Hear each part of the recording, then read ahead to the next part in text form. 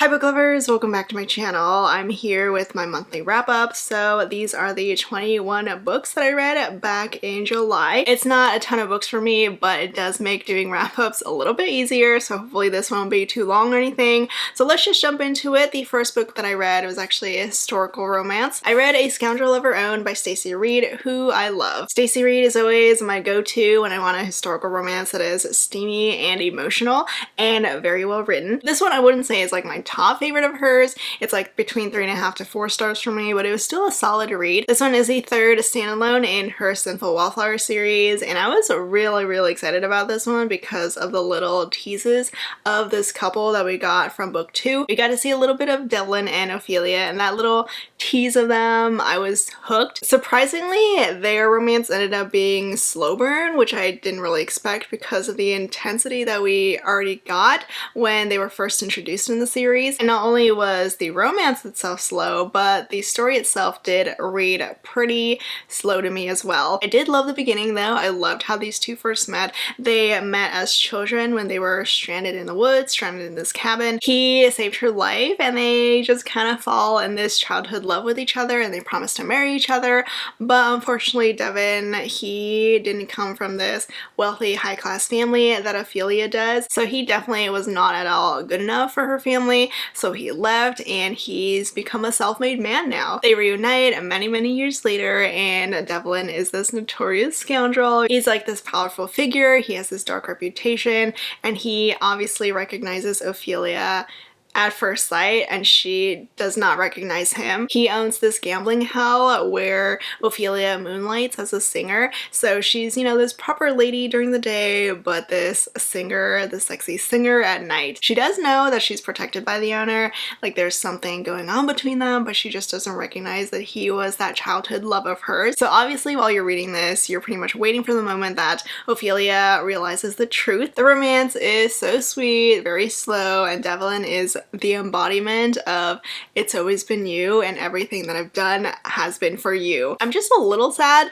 though that I didn't fully love it as much as I wanted to. Like, it was still good, I did really like it, but it wasn't like a full-on love for me. I just had a hard time focusing on the story just because of the slower pace. But still, for a Stacey Reid book, it's still very well written, it's steamy when we finally get to it, and basically if you're looking for a rags to riches, slow burn, childhood friends to lovers romance, historical romance, this one would be great. My next read was How to Fake It in Hollywood by Ava Wilder. I was not the biggest fan of this one. I'm giving it 2 stars. I was genuinely excited to read this one because it's a Hollywood romance and I do love them, even though it doesn't seem like a lot of people do, and it's got fake dating. But generally I just don't see a lot of love for celebrity romances, but I do love the trope. So I was excited to read this one, but unfortunately I just did not like the characters. I especially did not like this hero. He came off as so rude and selfish, and he just didn't really get that much better for me, even though we do find out like the reason why he's like that, but he just never redeemed himself for me, so that was a struggle. So the premise of this one is that it's a fake dating romance between 2 celebrities. One is Gray, the heroine. She was on this popular show that recently just got canceled, and Ethan is the hero, and he is a former A-lister who's become a recluse after the death of his best friend and business partner. Their mutual publicist comes up with this fake dating scheme to revive both of their careers,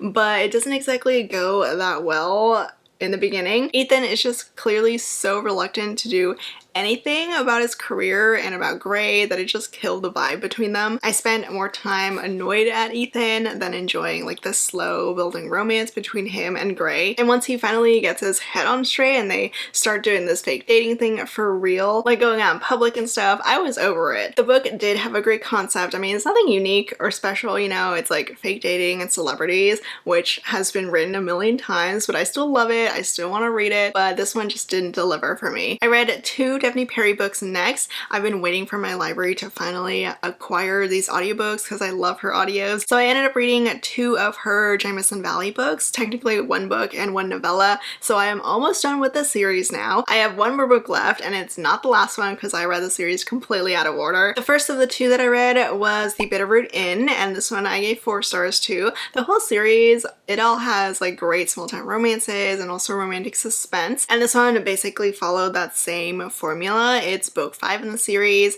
though each of them you can read them as standalones, and this romance was so freaking sweet. Like I especially love single mom romances because of how sweet the heroes are in those kinds of books, and oh my gosh, Hunter was the sweetest. He was so good to Maisie and her son Kobe, who have been through a lot. Like Maisie had to kill the father of her son in order to protect him, and now she's like moved to the small town, built a new life for herself and her son, and she's currently renovating this inn, the Bitterroot Inn. As soon as Hunter meets Maisie, he kind of realizes that she is it for him, but there's something that holds him back. There's this pretty dark secret that involves Maisie that you can kind of guess at. It was a little bit predictable, but I didn't mind it because I really love these characters. So I gave it 4 stars. There's so much good angst, especially from Hunter.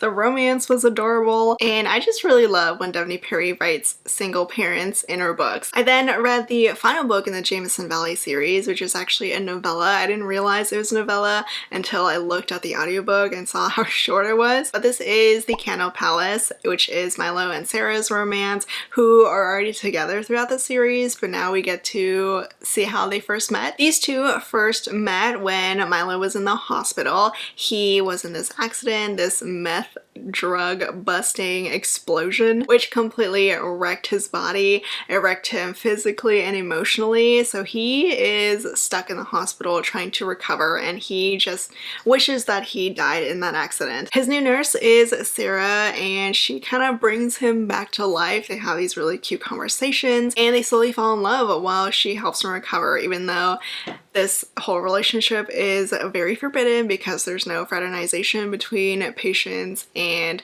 hospital staff. They were so sweet and adorable together, and I loved seeing Milo being all protective and possessive of Sarah. So even though it's a shorter read, it does pack a punch. It gets very emotional, very heartwarming. Devney Perry does do a really good job with balancing the emotional with the endearing moments. It was a great ending for the series, even though I technically hadn't finished it just yet because I still needed one more book, but we do get to see all the previous couples being all happy and in love with their families. It was great, and I also gave this one 4 stars. I read a new to me author next. I read 2 books by Maria Louise. I'd never read her before, and this first one that I read, Hold Me Today, was so much fun. I give this one 4 stars. It's the first book in the Put a Ring on It series. It's a rom-com with enemies to lovers, best friend's brother, and also fake dating. So all the good stuff in one book, and it really worked for me. The book opens up with Nick, the hero, being on this reality TV show, kind of like The Bachelor. He was one of the final guys, but he knew that he wasn't the right one for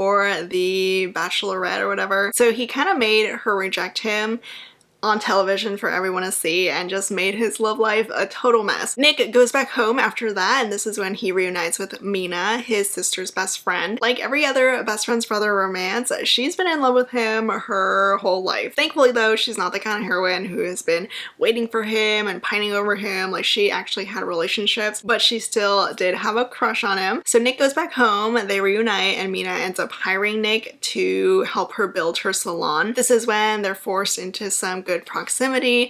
All this banter starts up again between them. There's just a ton of good chemistry here, and it was so much fun reading about them. Mina is all sarcastic and sassy, and Nick is his good broody self. So I thought they made a great couple, and this one was just really great. The next book in the series though, Kiss Me Tonight, wasn't quite as good for me. I gave this one 3 stars. It wasn't bad, but just not as good as the first book. It's kind of a sports romance. The hero, he was in the NFL, but then he got fired, and now he's working as an assistant coach to the heroine at a high school. And the heroine is not only his new boss, she's also his new neighbor, and she is a single mom. It's slightly slow burn, and I did like the whole job aspect with him working for her, her being his boss, even though he was, you know, in the freaking NFL. Aspen, the heroine, was definitely what made this book for me. Like, she is an incredible mom and an incredible coach, and I thought it was so cool that she was a legit college football player. I just had a hard time loving the hero's character, Dom, because Their first meeting was not good. It was so unromantic because of him that I almost didn't believe that he was the hero until we got his point of view. He acts like a jerk even though technically you know he's not one, but still it got a little annoying to read and I just didn't really warm up to him. So because of him, I just wasn't feeling the romance, I wasn't feeling the chemistry. I did enjoy the funny parts, I did like, you know, the rom-com part, but I just didn't love it overall. I read another new to me author next. I read Hello Stranger by Jade West. This one was a strange read. I gave it 2.5 stars. I only got it because I saw that my library recently acquired it and I was like, okay, let me just try this author, this new to me author for the first time. Unfortunately, it just wasn't that great because something happened that I wasn't expecting to read. It did have an interesting premise though. Logan and Chloe, the main characters, they see each other on the plane every time they go to work. They finally get up the courage to talk to each other and ask each other what book they're reading on the train. Soon after that, they find out that they work together at the same hospital where Logan is a doctor and Chloe is this nurse in training. The romance was very insta-lovey, which I personally don't mind. I do love it, but in this case, it was just very boring to read. And then it got all depressing because there's a freaking illness here, which I was not expecting to read because all I'd heard about Jade West was that she was short and smutty, and this one was not short and smutty. I mean, it still had some steam, but it was also depressing too, so I don't think that made up for the depressing parts. It just wasn't the type of read that I was expecting to get, so my expectations for this just kind of ruined it for me. Unfortunately, if I knew what I was gonna read going into it, it probably would have been better, but yeah. Maybe if you like medical romances, like Dr. Heroes, and then like the serious, depressing aspect to it, it might work better for you. I then read the Darkly Madly series by Trisha Wolfe. This duet was a trip to read. It was wild. It's like this dark psychological thriller romance. It's a duet, and I actually liked the psychological thriller part more than the romance part, which is why I'm giving this 3.5 stars instead of 4. The romance definitely felt like it took a backseat to everything else going on, which I don't love reading in my romances, but I did like how the thriller aspect played out, so I wasn't too mad about it. It's a duet, so there's 2 books. Book 1 is Born Darkly and book 2 is Born Madly. The duet follows London, who is a criminal psychologist, and Grayson, who is a convicted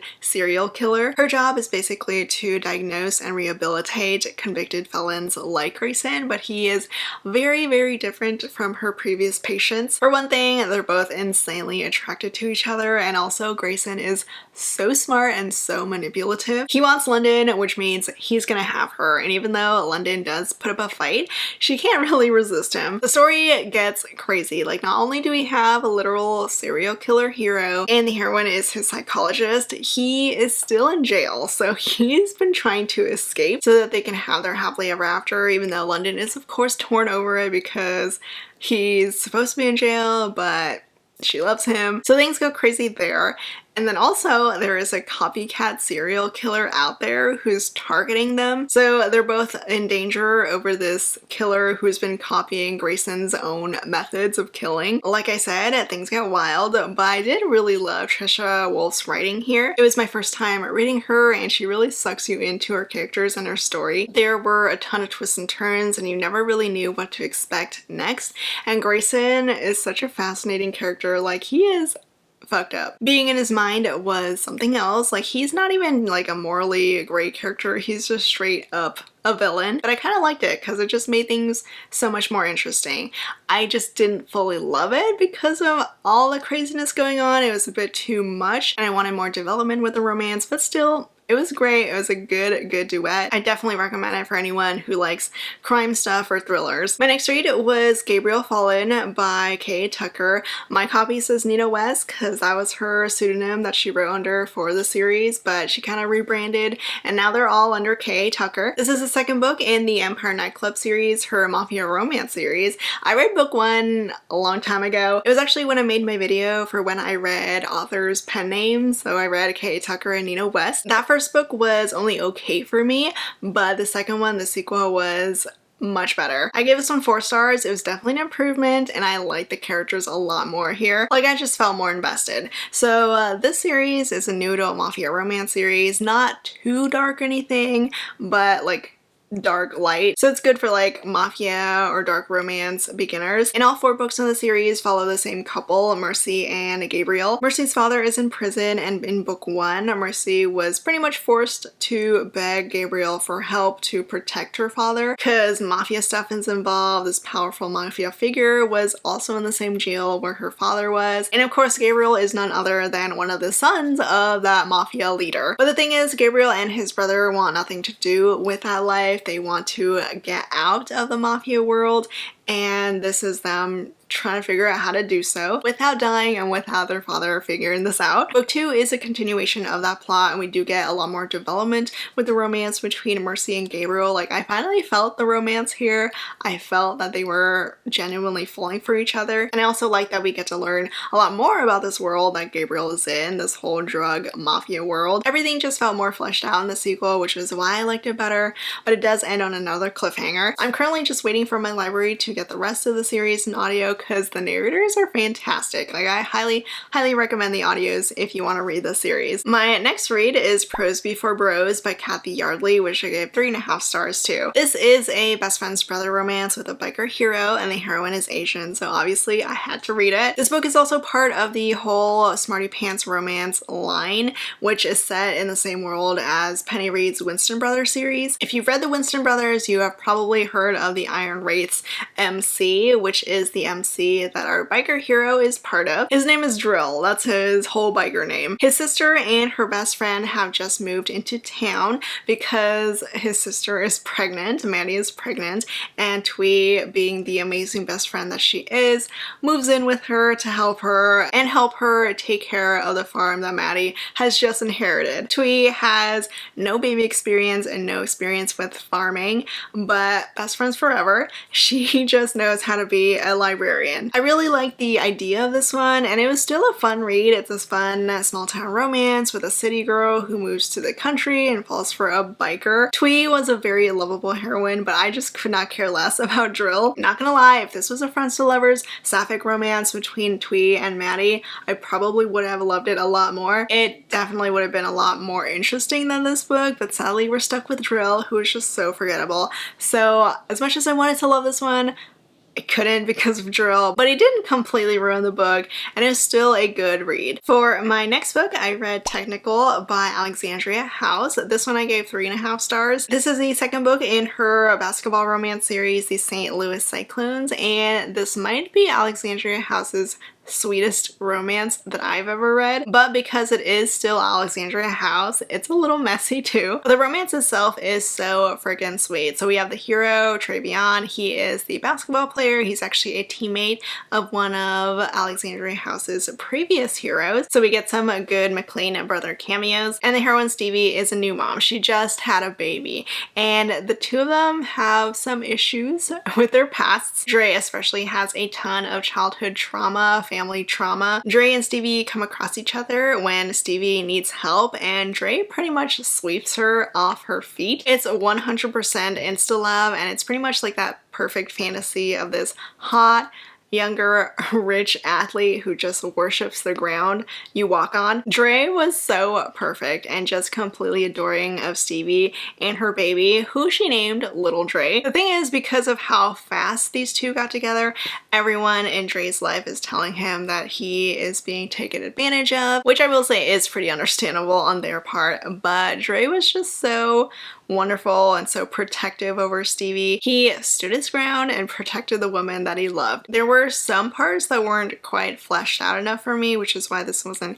quite the 4-star read that I wanted it to be. And Dre's family was so messy, and I think his grandma especially was just really annoying to read. Other than that, this was quick and hot and so sweet. I then finally read Twisted Lies by Anna Huang, which I sadly gave 3 stars to. I had such high hopes for this one because everyone was loving it, and also the tease that we got of Christian and Stella from book 3. It was just a tiny tease, but it made me so excited for their romance. I sadly didn't love this one as much as I wanted to. It honestly probably is my least favorite of the series just because of how freaking long this book is and how not much happened in this book even though it's 500-600 pages. The sad thing is that it had a lot of potential. I mean, we have a billionaire hero who is cold-hearted, doesn't believe in love, but he's obsessed with the heroine. The heroine is this introverted model slash influencer who has a stalker. They become roommates because of that stalker, and then they also end up fake dating. So it all sounded so good, but it was just way too long and the characters just thought too much. It was like reading a stream of consciousness and I just wanted plot to happen. Like, I wanted more dialogue, I wanted more action, more things to be happening instead of just reading about the characters' thoughts about each other. I was really looking forward to the fake dating aspect, but we barely got much of it, which was disappointing. And then one of my biggest bookish pet peeves happened, which is where I was told things instead of being shown. Like, Christian is supposed to be this very ruthless, powerful, dark character who's capable of like killing someone, but we never really get shown that. At least not until way late into the book, and that was barely just one tiny scene. So we're just told he's, you know, ruthless and powerful, and I had a hard time believing it because we never really saw it. Stella did make up for things a little bit. Like, she is a total sweetheart and I really liked her character. The best part about this book though was definitely the friendship group. We get to see all the guys and girls together, and anytime they're all in the same room, it is so funny. So seeing everyone, all the previous characters, all the previous couples, that was nice. So it made for like a kind of good finale, but the romance itself here, I was so sad. I did not love Christian and Stella together. If this was edited down from like 550 pages, it definitely could have been a lot stronger. I then read Finding Joy by Adriana Herrera. This one is an MM romance that's set in Ethiopia. This is a place where one of the heroes, Desta, he grew up in, he had a wonderful childhood in until his father died. He moved to the US, but now that he is in his mid-20s, he goes back to Ethiopia for a job. He's part of this aid organization and his hero is his local driver, Elias. It's not quite a slow burn romance here, but things do take its time to develop just because Desta and Elias, they've both just gotten out of relationships, so they're a little bit wary to jump into another one. And then of course they know that things can only be temporary with Desta having to go back home after their project is done. It was a very sweet, very heartwarming, low angst type of read. The setting here was wonderfully written. Like, you could tell that Adriana Herrera took her time to bring Ethiopia to life here, and it's just nice to read about somewhere that wasn't your typical setting. I will say I wasn't as invested in the romance as much as I wanted to be.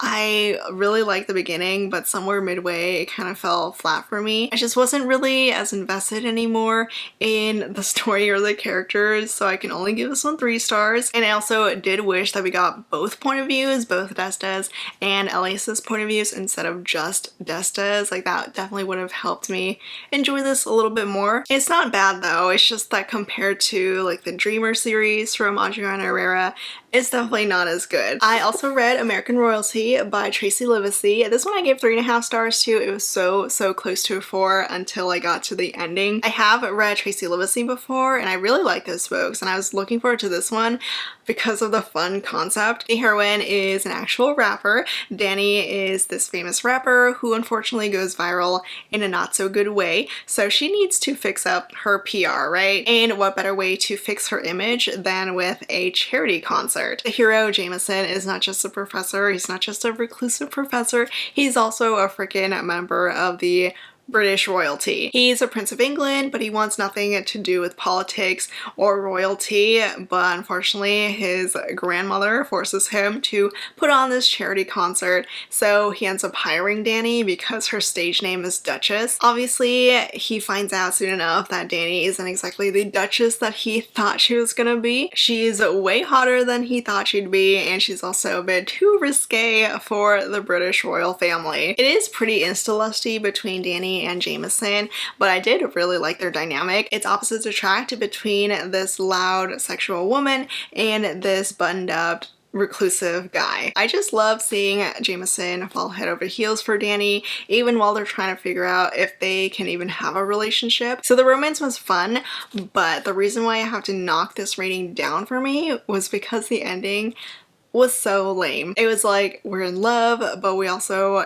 don't know if we can make this relationship work in the long term. It just felt very unfinished and rushed, and I was not a fan. So even though I enjoyed the romance overall, the ending really sucked. Next up, I read The Song of the Marked by S.M. Gaither. This was my book club's read for July. It's a fantasy romance by an author that I had never heard of before, and it ended up being only okay. I gave it 3 stars. I didn't love it. I didn't hate it. The fantasy world building was intriguing, but not really enough for me to continue reading, and the romance sadly just wasn't as strong as I wanted it to be. There's some cute banter and it is enemies to lovers, but I can't say that it was the focus of the story. So the book is set in this kingdom where people have magic, and there's also this illness that's been killing a ton of people. Cass is one of the survivors of this illness, and she has no idea why, and she is also like fade marked. So it's like, does she have powers maybe? Is she supposed to? Kind of.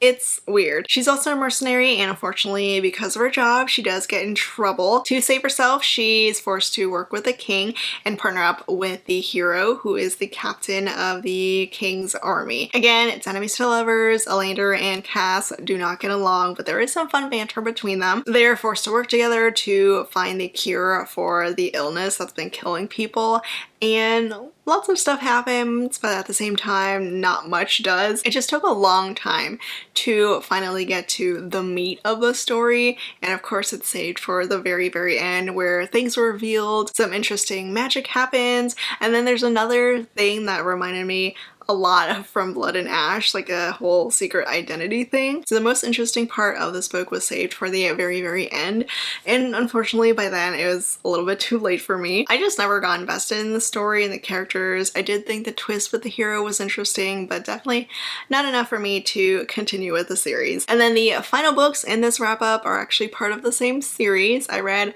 5 books back to back. It's a 6-book series, and I am dying for that final book. I read the Bonza Tai series by Bree. If you watched my top 10 of 2022 so far, then you probably know that this is on that list. I freaking loved it. I love this series so much. I didn't expect to. The only reason why I decided to read the series was because of a Polycon, and Bree was supposed to go, but unfortunately she dropped out like a week before. But by then I was already like deep into the series and I could not stop reading. I'm honestly just so glad that I decided to give this series a try, because the first book that I tried to read from Bree was her Hannaford prep series that everyone told me to read when I was making my reverse harem video. That series did not work out for me because it was about a freaking 15-year-old. Thankfully though, this series, the Bonza Tai series, is set in college. It's a paranormal reverse harem romance series. It's in college, it's new adult, and there are 5 heroes. It's slow burn, and the world building and the action here is so fantastic. I loved it. This first one is Broken Bonds, and when I was reading this one,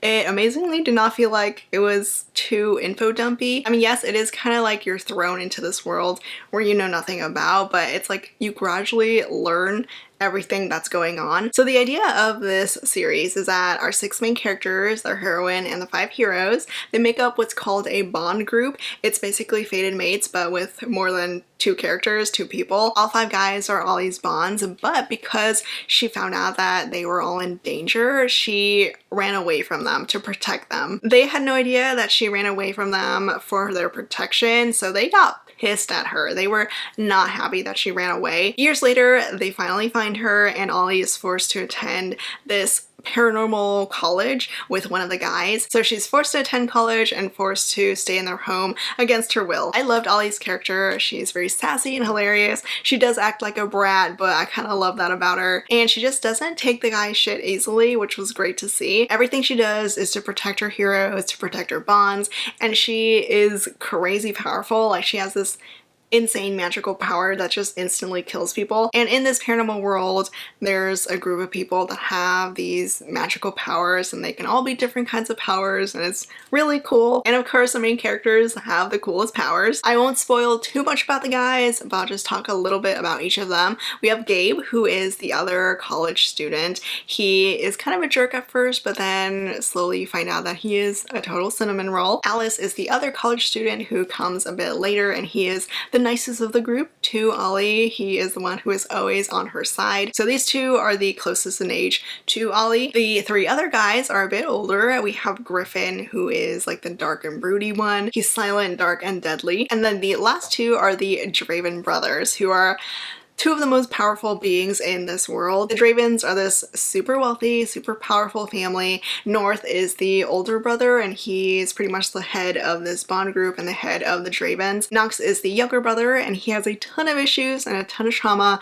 And of course, like in every reverse harem, there's always that guy who is the worst to the heroine, and that's Nox. He is the biggest asshole and the one that holds himself back the most from Ollie. I love these guys, though I will say Nox does take time to warm up to, but still, I love them. I loved how each guy had his own different personality and how each romance with Ollie developed at different paces. They're all great though, and because it is slow burn, it does take a little time to heat up. I do wish it was a little steamier, I'm not gonna lie, but don't worry, there is still steam, and I just love seeing how throughout the series you just see these guys totally worship Ollie. Like, they would do anything for her and she would do anything for them. The character development for all of them, the world development, it was all so good. So if you want to read a reverse harem that is paranormal, it is slow burn, it's hate to love, I highly recommend the series. I think the first book I did give 4 stars to, but the rest I gave 5, except book 5. I gave it on 4 stars, but still overall the series